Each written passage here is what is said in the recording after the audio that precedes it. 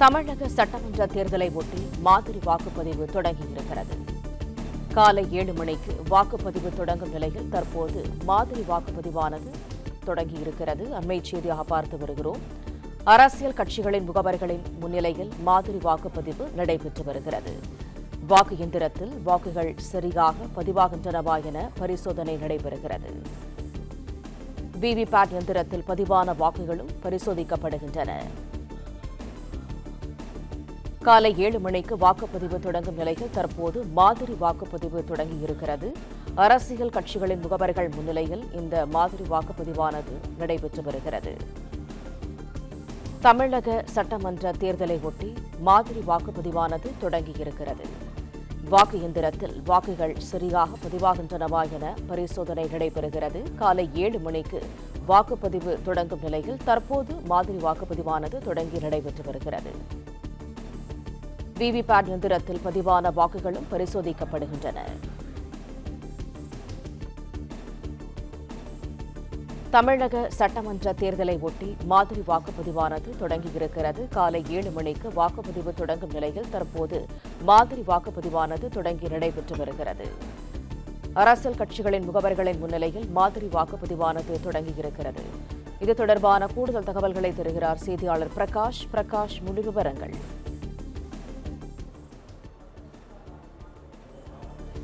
தமிழக சட்டப்பேரவை தேர்தலுக்கான வாக்குப்பதிவு இன்னும் சற்று நேரத்தில் தொடங்க இருக்கக்கூடிய நிலையில் இந்த வாக்குப்பதிவுக்கான இயந்திரங்கள் எல்லாம் முறையாக வேலை செய்கிறதா என்பது குறித்து அந்தந்த கட்சியினுடைய முகவர்களுக்கு காண்பிக்கக்கூடிய வகையில் மாதிரி வாக்குப்பதிவு தற்போது தொடங்கி நடைபெற்று வருகிறது. நம்ம இப்போ இருக்கக்கூடிய இடம் பெரம்பூர் சட்டமன்ற தொகுதிக்குட்பட்ட கல்யாணபுரம் வாக்குச்சாவடி மையத்தில் இருக்கும். இந்த வாக்குச்சாவடி மையத்தில் மொத்தம் 13 வாக்குச்சாவடிகள் இருக்கின்றன.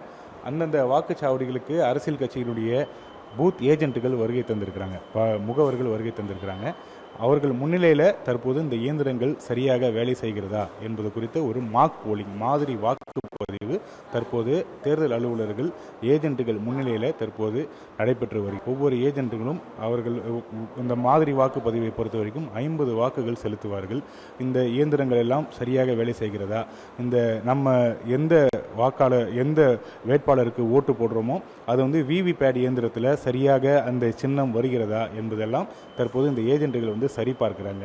இந்த மாதிரி வாக்குப்பதிவு எதற்காக நடத்தப்படுகிறது என்றால், இயந்திரத்தில் வந்து எங்களுக்கு சரியாக வேலை செய்யலை, நாங்கள் ஒரு பட்டனுக்கு அமுக்குனா அது வந்து வேற ஒரு வேட்பாளருக்கு காட்டுது, அதே போல் எங்களுக்கு வந்து யாருக்கு வாக்களிச்சோன்றதில் வந்து இந்த சீட்டு சரியாக வர மாட்டேங்குது, இல்லை இயந்திரங்கள் வந்து கோளாறாக இருக்குது, இந்த மாதிரியான பல்வேறு குற்றச்சாட்டுகள் எல்லாம் வரும். அந்த குற்றச்சாட்டுகளுக்கெல்லாம் நிவர்த்தி செய்யக்கூடிய வகையில் தான் அந்த மாதிரி வாக்குப்பதிவு நடக்கிறது.